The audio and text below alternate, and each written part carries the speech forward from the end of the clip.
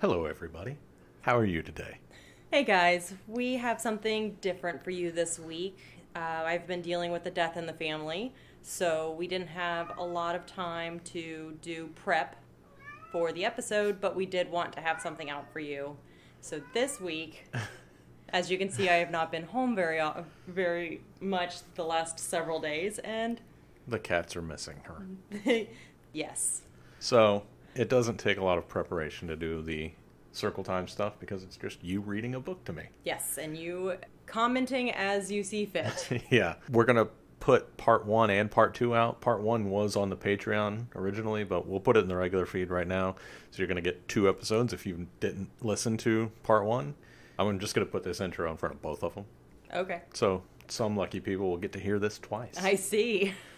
And at the end of part 2, that's when we recorded in a hotel room after an 8-hour drive. Yeah. So we got pretty punchy towards the end. So that's hopefully fun for everybody. If not, we're sorry. Yeah, if this isn't your normal thing or not your thing at all, that's totally fine. We'll have a regular episode back up next Wednesday and be on our regular schedule, but just needed a little time. Yeah. So let's just gather around, everybody, for some circle time. Circle time. Gather around, everyone. It's circle time. Today, we are reading The X-Files Origins by Jonathan Mayberry, Devil's Advocate. Who wants to advocate for the devil? Honestly, I have a problem with this name Yeah. because anybody who uses the term Devil's Advocate is automatically an asshole. I concur. So this being the title of this book, already turned off. Well, maybe that's the antagonist of the book. Maybe. I'm going to read you the back cover just to give you a brief overview, Okay. and then we'll get into it. Ready? She wasn't always a skeptic. Ooh. In the spring of 1979, 15-year-old Dana Scully has bigger problems than being the new girl in school. Dana has always had dreams. Sometimes they've even come true. Until now, she tried to write this off as coincidence. But ever since her father's military career moved the family across the country to Cragar, Maryland, the dreams have been more like visions. Vivid, disturbing, and haunted by a shadowy figure who may be an angel or the devil. What? When a classmate who recently died in a car accident appears before Dana, her wounds look anything but accidental. Compelled by a force she can't name, Dana uncovers even more suspicious deaths and must face the dangerous knowledge that evil is real. But when a betrayal of faith makes her question everything, she begins to put her faith in being a skeptic. So based on that back cover, would you read this YA novel? Absolutely not. Me neither, actually. The reason that I read it is because we're doing the X-Files podcast, the Cast Files, and I was curious about the origin stories. So I read this one, and I read the Mulder origin story, which I enjoyed more. Okay. It really seemed to thread some of the Mulder characteristics throughout, which I enjoyed. One of them, I'm not going to spoil that, but one of them being the sunflower seeds. I know you guys have always wondered about the sunflower seeds, and it's explained in the origin story. Oh. After reading The Devil's Advocate, I am also a skeptic. So, let's see how you feel. I'm a skeptic about this being the origin story. Oh, okay. All right, so let's see how you feel after the first couple of chapters. This book opens with a quote from Dana Scully from The X-Files, obviously, because she's not a real person. Many of the things I have seen have challenged my faith and my belief in the ordered universe, but this uncertainty has only strengthened my need to know, to understand, to apply reason to those things which seem to defy it. I can get on board with that. Yep. Part 1, Angels and Demons. The devil is an angel too. Oh, I learned about that earlier today. Oh. That's not true at all. That's not in the Bible. That doesn't mean it's not true. I'm just meaning that the devil is not a fallen angel. That's all fanfic that came later. Oh. Yeah. This is fanfic also, so that's... I hope an actual professional author wrote this and it's not actually fanfic. You can be a professional author and also write fanfic. Dislike. No interrupting during circle time. Oh. Then just read it without me. So I really like the way that this is set up. We've got different parts, so it breaks up the different areas, kind of like scene 1, scene 2, scene 3, or act 1, act 2, act 3, actually. And then it also has the lower thirds, except this is at the beginning of the chapters. So chapter 1, Scully Residence. Cragar, Maryland, April 1st, 1979, 7:29 p.m. Let's see, I was 1.5. I want to believe, said Dana Scully. Ooh, that's a line. That's from The Thing. Melissa Scully looked at her sister. Dana sat a few feet away, red hair tangled by the wind, blue eyes fixed on the darkening sky. Above the canopy of leaves, the first stars of the brand new April were igniting. The waxing crescent moon was low, slicing its way into the steeple of the empty church across the street. Deep in the tall grass, a lone cricket chirped, calling for others who were not yet born. Who's the author? Jonathan Mayberry. I'm gonna find him and punch him. I hated that line. Believe in what? Asked Melissa. She twisted a curl of her own auburn hair around one finger. Everything, said Dana. She sat with her knees up, arms wrapped around her shins, cheek on one knee. The stuff you keep talking about. The stuff Gran always talks about. She shrugged. All of it. So, said Melissa, giving her own shrug, believe. What's stopping you? All right, that's a good line. Dana said nothing for a long time, and the cricket was the only sound. Twilight's last fires were burning out, and the streaks of red and gold and lavender that had been painted across the sky were thickening to the uniform color of a rotting plum, dark, purple, and ugly. A tidal wave of storm clouds was rolling in from the southeast, and there was the smell of seawater and ozone on the breeze. Although it was unseasonably warm for early spring, the storm was pushing cold and damp air ahead of it. When Dana finally spoke, her voice was soft, distant, more like she was talking to herself than to Melissa. Because I don't know if they're actually visions or only dreams. Maybe they're the same thing. Dana cut her a look. Really? Because last week I dreamed that Bo from Dukes of Hazzard picked me up at school and we went driving to that stupid car of his, and then we made out like crazy in the church parking lot. How old is she? 15. John Schneider's way too old for her.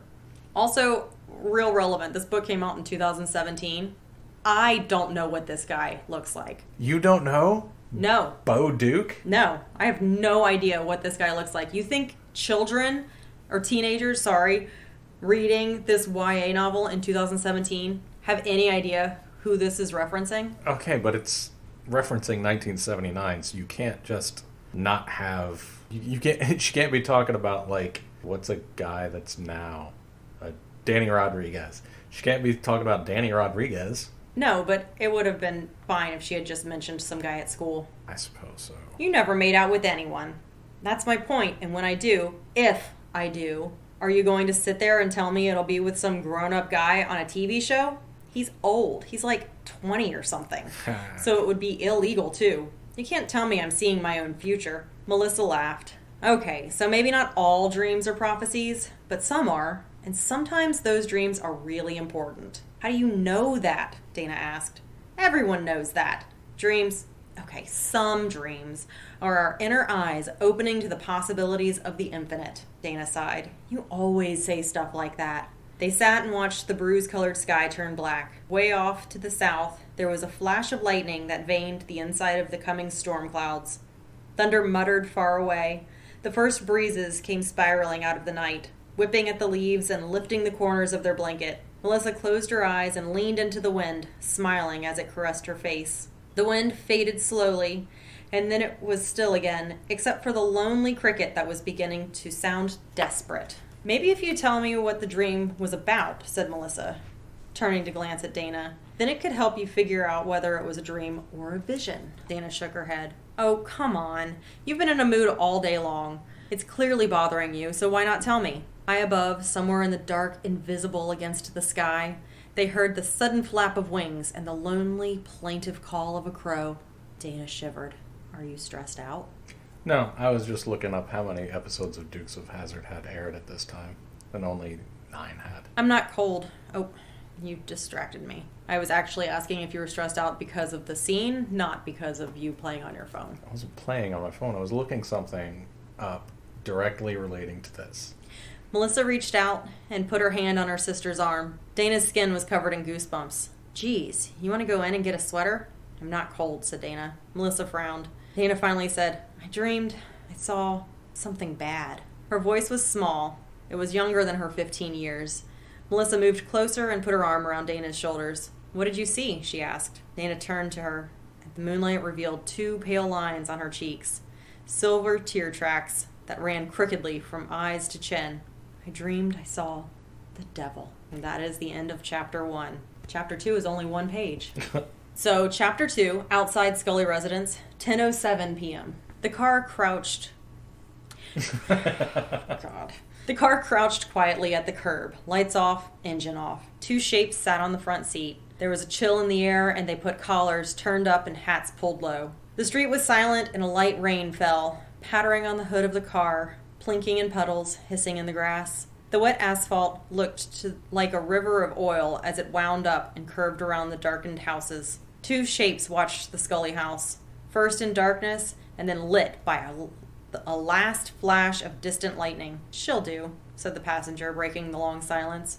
You sure? Asked the driver. Time will tell. There was a sound from the back seat, and both men turned to see another shape there, bulky and soaked from the rain. The third figure, big man in a dark blue uniform, sat hunched forward, face in his trembling hands, sobbing quietly. Please, he whispered, please don't. The 2 men in the front exchanged a look and turned away. Lightning flashed once more, tracing the edges and lines of the house with a blue-white glow. The man behind the wheel smiled, his teeth as bright as the lightning. She'll do. That's freaking creepy, right? It's definitely guys getting ready to kidnap a girl. Outside the Scully residence. Chapter 3. Scully residence. 2 minutes later. 10:09 p.m. Dana prayed she would not dream that night. She prayed hard, on her knees, hands clasped and fingers twisted together, trying to concentrate on her prayer despite the music coming from the next room. Melissa's bedroom was on the other side of a thin wall. She was in one of those moods where she played the same album over and over again. Tonight, it was the self-titled Fleetwood Mac record that came out 4 years ago, when Melissa was 13. Sometimes her sister played whole albums without pause except to flip the disc over. And then there were long stretches where she'd play and replay the same song. Lately it was Rhiannon. Melissa was rereading Triad, a new novel of the supernatural by Mary Leader, the book that inspired the song. Melissa believed that she, like the character in the song, was the reincarnation of a Welsh witch. Oh. Her sister sounds insufferable. I don't know. I like the Welsh accent. But she's not Welsh, so... Well, if she learns how to do a Welsh accent. Okay. Yeah, I don't have anything against the Welsh accent. I'm just like, she's this 17-year-old girl sounds like me. A 17-year-old girl? No, it sounds like me at 13. Insufferable, what'd I say? That was Melissa. Dana took a breath, pressed her eyes shut, touched her hand to the small cross she wore on a gold chain, an exact match of the one Melissa wore, and tried again to recite the prayer to the Virgin. Holy Mary, Mother of God, pray for us sinners now and at the hour of our death. Amen. Dana was not as diligent as she wanted to be. Faith, like belief in anything that was part of the spiritual world, took effort for her, but at the same time it interested her. She liked the orderliness and structure of the rituals and prayers. They were like formula to her. She went to church, but not as often as her mother wanted her to. There were answers there, she knew, but maybe not to her own questions. Or maybe it was that her instincts told her that church wasn't going to answer all her questions. She wasn't sure. It's wild to me that she's 15 and just thinking these things when I was doing it at 11. Yeah. But, maybe she's more innocent than I was, which is always a good thing. And some people never get there. Yep. She finished the prayer, rose from her knees, sat down on the edge of the bed, and opened her Bible to where she'd placed a feather as a bookmark. It was a crow feather she'd found at the bottom step of the porch. Dana used the soft, gleaming tip to brush the words as she read the passage. 2 Corinthians chapter 11, verse 14. And no wonder, for even Satan disguises himself as an angel of light. Oh. Those words troubled her. I feel like reading the Bible before bed is a bad idea. It sounds terrifying. Well, not if you read the, the comforting ones. They're like, everything's gonna be okay. Are there passages like that? Because I feel like it's, there's plague, and everyone's dying, and God hates you and is going to flood the world and kill everybody. That's all Old Testament. Or make you kill your whole family. That's all Old Testament. New Testament is like, Jesus loves you. This I know, for the Bible tells me so. Since moving to the town of Cragar, Maryland a few months ago, Dana had been having more vivid and frequent dreams. Back in San Diego, her odd dreams had been strange, but kind of fun. She'd dream the ending of a movie before the family went to see it. She'd know someone's name before being introduced. The dreams were like a freaky kind of deja vu, because she usually only remembered them when the substance of her dreams became the reality of the moment. Not that she ever had many of those dreams. A few scattered through the months. They'd only turned strange and dark here in Cragar, and she was having them much more often. Maybe it was the town. Maybe it was that Dana felt more like an outsider here. She had no friends yet. No real friends. Melissa, who was 2 years older and a senior, could make friends anywhere. Oh, she's starting her senior year at a new school? That's a bummer. Come on, Jonathan Mayberry. The switch from 9 years of Catholic school to 10th grade in public school wasn't helping. Dana was unnerved by the lack of structure here. She was used to everyone being in uniforms and everyone following the rules. She was struggling to fit in at school, while Melissa acted like she'd been freed from prison. Dana set the Bible aside and got up feeling stiff and sore, so she unrolled her yoga mat. That was something new to try. Melissa had gotten hooked on it back in San Diego and swore that yoga was a pathway to enlightenment. Dana was just happy enough to have something to untangle the knots in her muscles. You know how knotted up you are as a 15-year-old?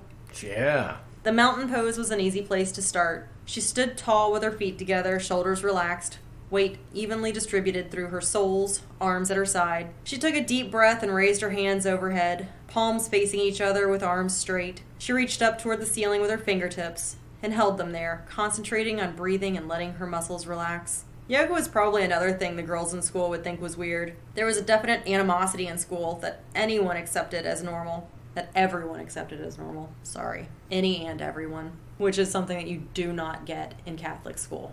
No animosity? None. It's good. It was some kind of invisible dividing line between military brats like themselves and townies. As a military brat, do you know how often I went to a new school and was like, townies? Every day. Literally never. Also, she's gone to Catholic school for 9 years straight, but she's also a military brat, so she hasn't been going to the same Catholic school. No townies in those schools, though. None. Couldn't be. Townies aren't Catholic. She'd seen it in San Diego, and it was definitely here in Cragar.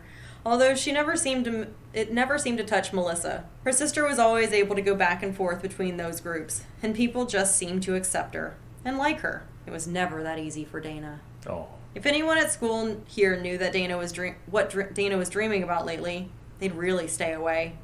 They wouldn't just treat her as a stranger. They'd know she was a freak. Not a freak. You know how all of the scary nightmares that I have and I tell you about? Constantly, yes.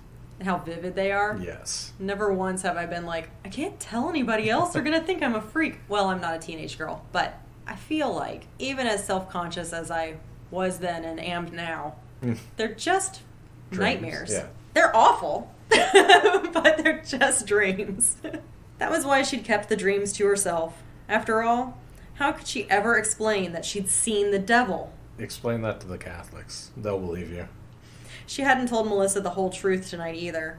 She hadn't told her that she'd been having these dreams ever since they'd moved here. Not just once, but almost every night. There was something about the town. It wasn't right in some way that Dana simply could not describe or understand. She tired of the mountain pose and got face down on the mat to do the cobra. She placed her hands flat with her thumbs directly under her shoulders, legs extended with the tops of her feet on the mat. Then she tightened her pelvic floor, an action that always made her feel a little weird and self-conscious. It's also a weird thing for a grown-ass man to be writing about a 15-year-old girl. Yeah. Tucked her hips downward and squeezed her glutes. Didn't get any better with that sentence, did it? Then very slowly and steadily, she pushed against the floor to raise her head and shoulders and upper torso, while keeping her lower stomach and legs in place. That's the cobra? Mm-hmm. Oh, I thought that was upward-facing gremlin. Yep. It depends on which card deck you're using. Oh, okay. It's the 9 of Cups. Also, before we get too much further, she's got a bad feeling about the devil in this town. Yeah. It's 1979. The Warrens are in business right now. She needs to get a hold of them. Ooh, did you know that they didn't charge people for their investigations? I did not know that. Yep. Wow. They made their money by speaking tours and books and basically the entertainment side of it. Okay. But they did not charge the people who needed their services. They just used those experiences to make money later. Yeah. That's good.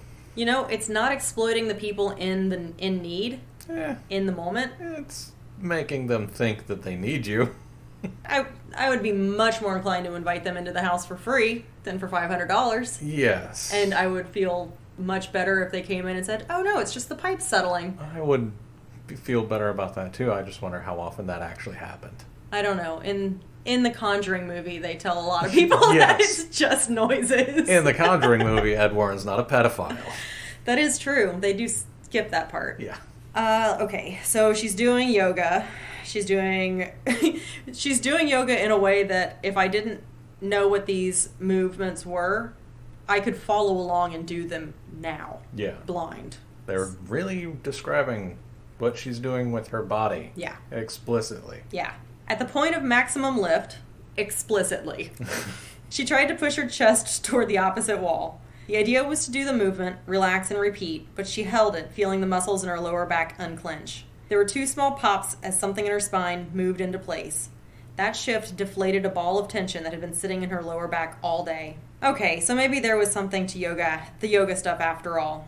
She relaxed and repeated, again holding the pose. Through the wall, Melissa sang along with the raspy-voiced lead singer, talking about being taken by the wind, talking about being promised heaven. That triggered another flash of the dreams Dana was having.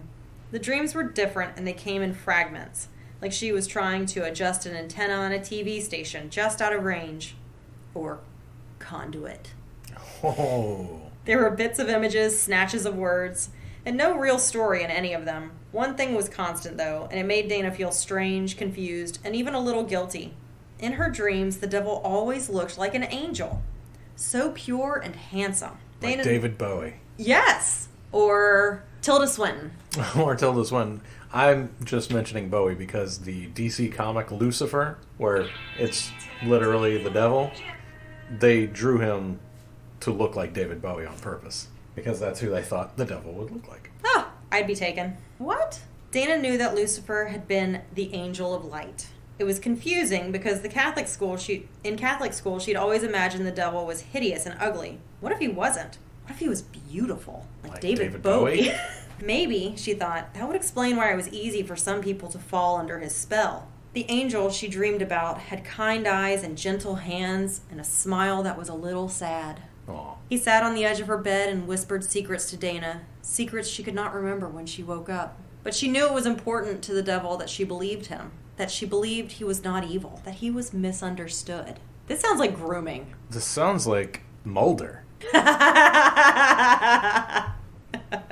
That he was really good. Deep in her heart, Dana wondered if there was even such a thing as evil. After all, if God created the universe and everything in it, then he had to have created evil and the devil also. And why would he have done that? She must not have read the First Testament. Old Testament. The beginning one? Yeah. The prologue? The prequel. The Jesus prequel. Can you tell all of my Catholic school training really has stuck with me? Didn't it make more sense that the devil was helping God by chasing confused people in the direction of faith and salvation? Oh, wow. No. No. She was sure the nuns in her old school would be furious with her for that kind of thought. Slap her with a ruler. Dana realized that she had been holding the pose too long. I keep forgetting she's doing yoga. And now the released tension in her back returned. She lowered herself to the floor, then rolled onto her back and stared up at the ceiling. Outside, there was a rumble of thunder that sounded like laughter. Not raucous party laughter, or her own dad's deep-throated laugh when he was in one of his rare happy moods. No, this was different. Darker. It was a mean little laugh. As if the night were laughing at a secret it didn't yet want to share. Wind hissed like snakes in the trees. or like wind in the trees. In the next bedroom, the song started again, and her sister sang, and the clock ticked its way deeper into the night. Rhiannon flies on a night like a brown bear. Would you love her? All right. Streaks through the sky like a bird in flight, and who will be her lover? Let's take a break and order our food again. Away, little heaven. Okay, and now back after we got our drinks, because it is circle time. Chapter 4, Krager, Maryland, 11... Do that right into the mic. Yes, I did. Ugh. It's bonus content. We could be loose. But I don't want you to be gross. You said we had drinks. I had to make sure that they didn't think you were lying. Why would they think I'm lying? I don't. These people, you know. You're rude. You're going to have to be sent to timeout. I'm not. No. Misbehaving during circle time?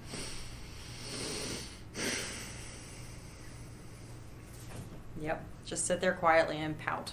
Chapter 4, Krager, Maryland, 11:59 p.m. It's okay, said the man. I won't hurt you. When has anyone ever been telling the truth when they say a line like that? He had the face of an angel, and he had been that to her for months. Her angel. As real as any angel she'd ever believed in. Hush. Hush. His voice was soft and young, but his eyes were old, and they made the girl cringe. The girl's head hurt, and the room seemed to stagger and tilt. There was something wrong with her head. She knew that much, though she couldn't remember exactly what had happened. The car? Something about the car? Yes, no, maybe? Was she even driving? The girl remembered leaving the party, remembered not liking the way one guy was pawing at her, or the way the other boys looked at her and laughed. She felt like a piece of meat on a barbecue spit, turning and turning, being cooked on the hot flames of their smiles. I would just like to remind you that this is a man writing about a teenage girl, which I think should be illegal. What's his face? John Green does a really good job, doesn't he? You know, I have only read most of An Abundance of Catherines, and the protagonist is a teenage boy. Oh, okay. So I'm not sure. Yeah, I don't know why I think that. But Hank Green wrote a female protagonist really well. I did read all of that book. Okay, maybe that's what I'm thinking. The girl tried to think, to clear her head, but it was so hard. Thinking hurt. It's hard being a girl. Math is hard. There was a dull, constant ache, as if hands were squeezing the sides of her skull, and a heavy throb behind her eyes. It was almost as bad as a migraine, but it felt different. She felt different. Not sick to her stomach the way she was at times she had cramps so bad they triggered a migraine. This was as bad, but the pain felt raw. It felt new. Sharper. You know how menstrual pains don't feel raw? Yeah, they're well cooked on a barbecue spit. Turning and turning. Yep.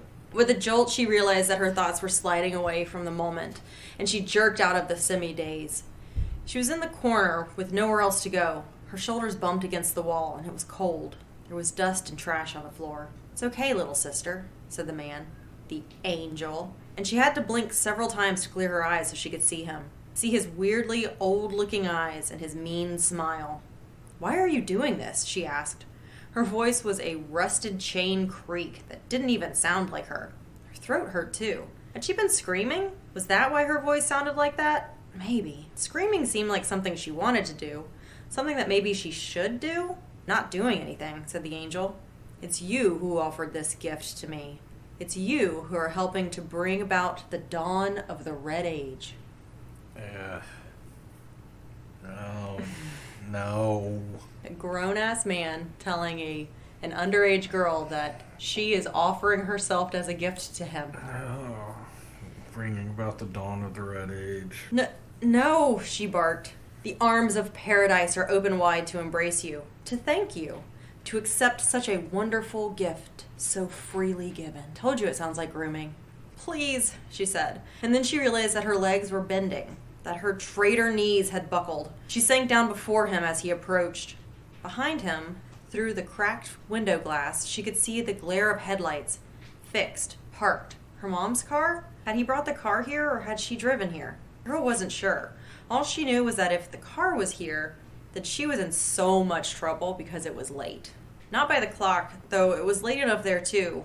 She had no doubt. No, it was too late for anything. This scene is terrifying. This girl is having so many issues. She's in danger, obviously, but she's also afraid that she's going to be in trouble for being late for curfew. I don't think he meant this scene to be this terrifying, and there's also a grown-ass man obviously about to do something horrible to her. Yeah. This is... ugh. That's it. That's the best word. Okay. The angel squatted down in front of her, reached out, took her hands. He pressed her palms together and held them in front of her chest as if she were praying. Then he bent and kissed her fingertips, very lightly, eyelids fluttering closed. "Thank you," he said in the softest of voices. "Please," she begged. It was her last word. Then, all she could do was scream. We're not going to end on that chapter because that was horrifying. Chapter 5, Scully Residence. April 2nd, 12:01 a.m. Dana woke with a scream. Small, strangled, painful. It punched its way out of her chest and past the stricture in her throat and then died in the dark, still air of her room. It had not been a random, meaningless scream. It had been a word. "Please!" Cried out with all the need and horror and desperation that any single word could bear to carry. She sat up, panting, bathed in sweat, watching fireworks burst like magic in the shadows around her as the sound of her own cry faded, and was gone. It took the memory of the dream with it. Most of it, not all. She saw a flash of light on metal. She felt a burn in her own skin. Not one, but several. But when she dug and probed at her wrists and side and head, there was nothing. No cut, no lingering bruise, no trace of the warm wetness of blood. Nothing. Except the memory of the knife. Except the feeling of dying. Except the feeling of being dead. Which we know how I feel about the feeling of being dead. Yes. You don't feel anything. Except missing you. No. No. Yes. Nothing. It's nothing. And something else. A face? A stranger or young man? A teenager or young man. Tall, she thought, though he was squatting down, broad shoulders, strong. But his face was unclear. Not hidden by shadows. Not exactly. It was more that it was shadows. That he had no real face. That there was only darkness where a face should have been. Please. She tried to recapture the word and to listen to it again, because she was absolutely certain it had not been spoken in her own voice, even though it had come from her own mouth. The night grew quiet. The flashing lights faded, taking with them the shapes and sounds and strangeness, leaving only her room. She swung her feet out of bed and studied the darkness, trying to feel it. But it was like trying to coax a spark from a dead battery. Something all teenage girls who don't drive yet know about. As the dream faded, so did her belief that it had ever happened. Dana sat on the edge of her bed for a long time, wondering if it was a dream or a nightmare, wondering if it was a vision, wondering if maybe she was just a little bit crazy. So in this book, Dana Scully is a psychic. Yes. Sigh. As far as we're getting information, she's having these visions. Yeah. Chapter 6, Scully Residence, 6:29 a.m. Geez, said Melissa as she shrugged into her denim book bag. What's with you this bright and sunny Monday morning? Dana stuffed her math and science textbooks in her backpack, which was pink with blue piping, and avoided her sister's eyes. Nothing. Why? Have you looked in a mirror lately? You don't just have bags under your eyes, you have matching luggage. Didn't you get any sleep at all? Dana zipped the bag shut and pulled it up on. The backpack was heavy, filled with school books, the white gi she used in jiu-jitsu class, and some stuff she knew she probably did not need. She adjusted the straps, and it was still weighed a ton. Melissa's looked like it was entirely empty, because she almost never brought her textbooks home, unless she had to cram for a test the next day. Dana liked to read ahead and get ready for whatever the teachers were going to throw at her. One of her greatest fears was being unprepared for a pop quiz. The thought of it gave her actual cold sweats. Not that the teachers here in Krager bothered much with them. Not like the nuns back in San Diego. That hadn't been what kept her tossing and turning all night, but she didn't want to talk about her dreams. The thunder kept waking me up, Dana lied. She flicked a glance at her sister out of the corner of her eye. Saw the skepticism. Oh, now the sister's the skeptic, huh? Uh-huh. Thunder? It was loud. Uh-huh. There was a sound like a motorboat revving in high gear, and a blur came shooting past them. Dana had a quick glimpse at the reddish hair in her reddest hair in her family, freckled cheeks, a striped shirt, and well-worn sneakers as the youngest Scully blew past her, burst through the door, jumped off the porch, and vanished. 10-year-old Charlie was like that. He was almost a ghost in the family, rarely interacting with anyone, constantly in his own head, and lost in whatever solo fantasy he was playing out. He added sound effects and even occasionally hummed a music score to his internal adventures. Dad disapproved of Charlie's daydreaming and deep devotion to comics and science fiction movies. Mom tolerated him with loving exasperation, but no real understanding. Melissa and Dana loved him, but almost never actually had conversations with him. And their older brother, Bill Jr., treated Charlie like a frisky pet puppy. A lot of kids. They're Catholic. Life was complicated at the Scully house. Charlie sounds like he's having a blast. Dana went out on the porch and saw Charlie leap into the school bus. He never walked anywhere. He ran, leaped, jumped, hopped, dived, and tumbled. As the bus passed, she caught a brief glimpse of his pale face grinning at her from one of the windows. He held 2 fingers up in a peace sign, which she dutifully returned. She stood on the top step and looked at the big church across the street. It was an awkward blend of red brick, gray stone, and faded black tar paper shingles. Tall, weathered, gothic, and empty. It creeped her out and made the post-storm morning feel even colder. And not what she wanted to see after dreaming of fallen angels. My light is getting bad, along with my eyeballs. It was unnerving to see a place of worship standing purposeless, filled only with shadows. The neighbor, Mrs. Cowley, had said that it used to be St. John's, a Catholic church, but there had been a bad fire 2 years ago.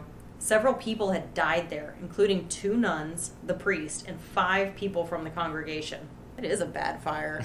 Yeah. Yikes. The building had been partly restored, but Mrs. Cowley said it wasn't going to be St. John's anymore. Another group was moving in. That was how she put it. Another group. No one in the neighborhood seemed to know whether they were Catholic or Protestant, though Mrs. Carmody down the street said she heard it was some kind of non-denominational group. Oh, those non-denominationals. I bet they don't have a fire that kills 7 people. Yeah, those Universal Life Church people. Dana's father had sneered at that idea and dismissed it as probably one of those Jesus freak hippie things. And when Mom had pointed out that the hippie days had been over for years, Dad only grunted. That was how a lot of conversations went at the Scully house. Sounds like a great house. Yeah. Dana adjusted the straps of her backpack and thought about what it meant for the church to be empty. If the Catholics weren't coming back, then the church would have been officially deconsecrated, which meant that it was no longer a house of God, which I find fascinating. That is weird. That's Yeah. really weird. Like, no, this place can't be holy anymore. I wonder what you do. How do you deconsecrate a place? You poop on it. Oh, God. David. The thought frightened Dana, and it made the building look not just empty, but abandoned. Isn't it?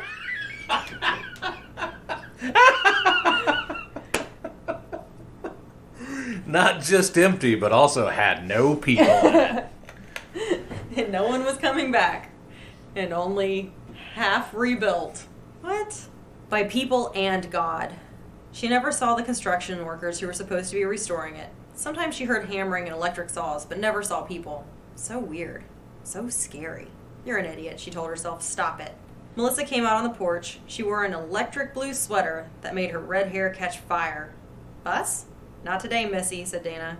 She wore a heavy, cream-colored Irish cable knit sweater she'd gotten for Christmas. Even though it was the beginning of spring, she felt cold. She always felt cold, but this morning there was a deeper chill. She couldn't seem to shake. We have time. It was about a mile to school, and although there was a bus, they both liked walking. Prager was an odd town. The total population was small, but it covered a large area because of vast farms. It was crowded during the day and a ghost town at night. Field hands who worked the farms came by the hundreds in buses every morning from Baltimore and other cities, and then left at sunset. The high school and middle schools were magnets that drew in students from all over the county, but most of the students vanished in fleets of yellow buses every afternoon. The small center of town was moderately busy, but at night and on weekends, Krieger might as well have been the dark side of the moon. There's not like an Air Force base there or anything? Not according to this description, just lots of farms. Why are they living there? Does he commute like an hour and a half to the Air Force Base? Unclear. It never is clarified. Good job, John Mayberry. Not only are you describing little girls' bodies a little too much, you also forgot to put Air Force Base in the city or small town somehow that they had to move to because the dad was in the Air Force. Yep. It was, however, a very pretty little town. Oh, that's nice. So it's okay. Okay. Very green. Idyllic. San Diego had been all succulents and palm trees, but not much grass and very few leafy plants. April and Krager was lush with 10,000 shades of green, from the purplish, I love that, from the purplish Bahia grass to the vibrant blue grass. I love that. So many shades of green. Purple, blue, And blue. To the dark green ryegrass. Dana had read a book on the flora and fauna of Maryland when her dad announced that he would be transferring all the way across the country. Identifying plants, flowers, trees, birds, and insects was fun for her. Anything that was orderly and precise kept her steady, helped her find solid footing, no matter how weird her dreams got. So far, we've seen literally none of that. No. Not in the book, but in the series. Yeah. She wondered how Melissa managed it, because floating above the grass and drifting on the breeze seemed to be how her sister coped with everything. Which sounds nice. With the constant changes of towns and schools and friends, with being Navy brats and the fights at home and the long, silent meals, with never being able to put down roots. But they were in Catholic school for 9 years. Yeah. And it's the way that she talked about it sounded like the same Catholic school. And Navy, not... Yeah. I kept saying Air Force. You had another dream, didn't you? Said Melissa, as they crossed Elk Street, past a ranch-style house, with whose garden was an explosion of columbines and bluebells. Explosion of columbines? That's a flower. Oh. They need to change the name of that flower. It was the storm, began Dana, but Melissa cut her off. You had another dream, said Melissa, punctuating each word with a poke in her sister's arm. Hard, too. Ow, complained Dana. They walked half a block. So, okay, I had a dream. Big deal. So, tell me what it was. It really annoyed Dana that her sister seemed to think this was all something delicious and wonderful, as if it were fun. Dana did not want to talk about her dream. She looked over her shoulder and could see the steeple of the empty church silhouetted against the morning sky. Come on, wheedled Melissa. You know I'm just going to badger you until you tell me everything. They crossed the street and walked past a pair of grade school kids, trudging toward the bus stop. If I tell you, said Dana carefully, you're going to have to promise not to make a big thing of it. When do I ever? Dana gave her a frank stare. Okay, Melissa said. Fair enough. But I won't now, okay? You promise? Melissa actually crossed her heart and held up a hand. May lightning strike me. Don't say that. Not if you're Catholic. Right? Melissa shook her head. You're weird this morning. I know. Melissa took a lollipop out of her backpack, put it in her mouth, and began to suck very loudly. Tell me. Gross. Dana did, and she surprised herself by telling her sister all of it. Every single detail. Melissa did not laugh. She didn't make fun of Dana, nor did she make a big thing of it. Instead, 2 small vertical lines formed between her eyebrows, and she lapsed into a thoughtful silence. They walked for 3 blocks without saying a word. When the silence went on a few moments longer than Dana thought it should, she turned to Melissa and asked, Missy, do you think I'm losing it? No, Melissa said at once. I really don't. Then what do you think it means? Melissa crunched the lollipop, attacking it with enthusiasm. She did that when she was happy, and she did it when she was nervous. She wasn't happy now. I don't know, she said. Maybe it's... Before she could finish, someone yelled, Hey, Red and Redder! They turned as 2 other students from the school came trotting across the street. The one who'd spoken was Daive Minderhan, a junior who was one of the legion of guys who wanted to go out with Melissa. He was with his sister Eileen, who was a sophomore and in a few of Dana's classes. They were both trim, athletic, with dark hair and brown eyes. Eileen was a very pretty cheerleader, but not one of the nasty stuck-up ones. This guy has a complicated relationship with high school girls. He really does. She was a bookworm who also did sports. Oh, she's a manic pixie dream girl. No, she's not a manic pixie dream girl. She's not like the other girls. Yes, that's what this is. Dave was on the school's soccer team. They wore identical FSK high sweatshirts. Dave wore his over green corduroys, and Eileen wore hers over new and very tight designer jeans. Dana had no idea why Melissa never went out with Dave. He was cute, and she didn't mind his nickname for the Scully girls, Red and Redder. Wow, said Dave. That's so messed up, isn't it? Huh? Said Dana. About Maisie. Who? He gave her a funny look. Maisie? From school? She was killed last night. Ooh. Also, I can tell you why Melissa doesn't go out with Dave. Why? She is a senior, and he is a junior. Oh, stupid boy. Being born a year too late. This fall, he should have really thought of that. Get your shit together, Dave. I told you, everybody's named David. Chapter 7, Krager, Maryland, 6:42 a.m. What? Dana almost yelled it. What? Dave and Eileen stopped walking for a moment and stared at her in surprise. Was she a friend of yours? Asked Eileen, suddenly looking concerned.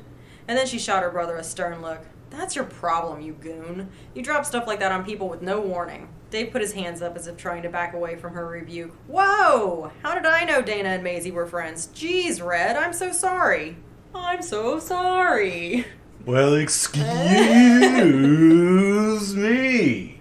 No, said Dana, it's all right. It just caught me off guard. Eileen touched her arm. Are you okay? I'm sorry, said Dave quickly. Were you guys close? No, said Dana. I didn't know her at all. It's just... Melissa stepped in. It's fine. I doubt Dana ever met her. No, said Dana. I don't know who she is. Maisie was a senior, explained Melissa. I have had gym and social studies with her. It's just a shock, you know? Someone in our school being... How did it happen? Demanded Dana. Where? Did they catch who did it? Wait, what? Said Dave, still off balance. Catch who? For what? Did they catch the guy who killed her? Eileen shook her head. Oh, no, it wasn't like that. Goon Squad here said it wrong. Maisie wasn't killed. Not like you mean. God, it wasn't like that. She was killed in a car accident. Oh. Dana wasn't sure if it was a relief or not. Didn't feel like one. Then she realized everyone was staring at her. Oh, she said again, changing the emphasis. That's awful. I mean, what happened? They began walking together, Eileen on her side, Dave over next to Melissa. From what I heard, said Eileen in a confidential tone, she was high. Oh, no, not high. High? Said Melissa. Maisie Bell? No way. You knew her? Asked Dave. She just said I had social studies and gym with her. Not very well. Just saw her in class. But she didn't seem like the kind of girl who'd be out doing drugs. On a Sunday night. God's Day. Not on a Sunday. Well, that's what I heard, said Eileen primly. That she was at some party outside town and had her mom's car. She left late and smashed into a tree. Single car accident, said Dave, nodding. No one else to blame. Just her and a bunch of bad choices. Oh, that's why her head was so swimmy in that one chapter, because she was on the marijuana. Yep. Because that's what it does to you. Single car accident, no one else to blame. Just her and a bunch of bad choices. She practically asked for it. Well, that's why she was talking to the devil. She was taking the devil's lettuce. Ah, she should have asked, not just taken it. Or shared. Puff, puff, pass, baby. Dana wondered if he was quoting someone. Probably. It sounded like the sort of thing a parent would say over breakfast at home. So sad, said Melissa. She must have had a karmic debt to pay off. And once she was done, she lifted off the planet. What? No one commented. Few people ever did when Melissa said things like that. Dave and Eileen nodded soberly as if they agreed with the substance of what Melissa said, but Dana caught a brief look that flashed between them. Amused, tolerant, affectionate, and a little exasperated, and clearly disbelieving. Dana could relate to a degree. While she shared some of her sister's New Age beliefs, Melissa seemed to go further and further out, talking a lot about spirit journeys, channeling ancient entities, astral guides, and that sort of thing, all of which made it hard to keep up. So weird, said Dave. What? Asked Dana. Her dying like that? Dave shook his head. Not just her. It seems like a lot of people are checking out lately. Maisie's like the 5th this year. Come on. Leave it to Dave to put things together. What are you talking about? Asked Dana, shocked. You and Melissa are pretty new here, Dana, said Eileen. You moved here, what, around Christmas? After Thanksgiving, but we didn't start school until after Christmas break. Mom homeschooled us for a while and you and so you don't know what's been going on, interrupted Dave. See, Maisie's not the first teenager from Krager killed in a car accident. Maisie makes 5. What? Dana and Melissa gasped at the same time. Yup, said Dave, nodding. 5 teens since the school year started. 2 from FSK and 3 from Oak Valley High, right over the county line. What? That's horrible, whispered Melissa. Think about how we feel, Eileen said. What? I only knew Maisie and Chuck Riley because they both went to FSK, said Dave. I'm so sorry, Dana said, not knowing what else she could say. Eileen said, they said all of them were high. Drunk or high, whatever. Dana frowned. You sound like you don't believe that. Maybe with Chuck, said Eileen, brushing a strand of her hair from her face. He hung out with his older brother and some frat guys. But Maisie? No way. And I'm not saying she was Miss Goody Two-Shoes, but when it came to that sort of stuff, she was straight. No one is ever going to tell me different. And I've heard people say the same about the others. No one else believes they were stoned either. At least none of us do. It's just what the cops say. And the teachers, she sighed. Which means we're going to get another of those stupid assemblies about the danger of drugs, blah, blah, blah. But it's all crap. Maisie definitely didn't get high. No way on earth. It's the whole being dead thing that's messing with my head, said Dave. I'm 17, and we're not supposed to have a sell-by date, you know? Everyone dies, said Eileen, matter of fact as always. Death is a doorway. Oh. Countered Melissa. Nice. Dave shook his head. Maybe it is, but if so, what's on the other side? We transform and reincarnate, said Melissa. We return to source and then take a new form in order to continue our journey to enlightenment. Dana resisted the urge to roll her eyes. Eileen looked away for a moment, and Dana figured she was rolling her eyes. It sounds like Melissa isn't Catholic. No, Melissa's very not a Catholic. Maybe, Dave said again. But that's just a theory, and hey, I try to keep an open mind and all, but none of us really know what it's like to be dead. I guess we'll all find out, said Eileen. Doesn't make it any easier to process what happened last night, said Dave. Maisie went to our school. She lived in this neighborhood. We knew her. Not really well, but enough. Enough for her to be alive in our world, if that makes sense. Dana glanced at him in surprise and walked a few steps in silence, reappraising him. She did know what he meant, and she knew that it was a very deep question. It was a frightening question, too. When she was little, she believed in the Sunday school version of heaven. Her beliefs had evolved as she'd grown older, read more, thought more deeply, and considered such matters with a serious mind. The conversation continued, and she drifted along with the others, but tuned them out as she listened to her own thoughts. Dave had struck a nerve. None of us really know what it's like to be dead. Was Maisie's consciousness, her soul, still out there, up there, wherever, remembering the crash, the twisted metal, the pain, the dying? Was it It was a horrifying thought.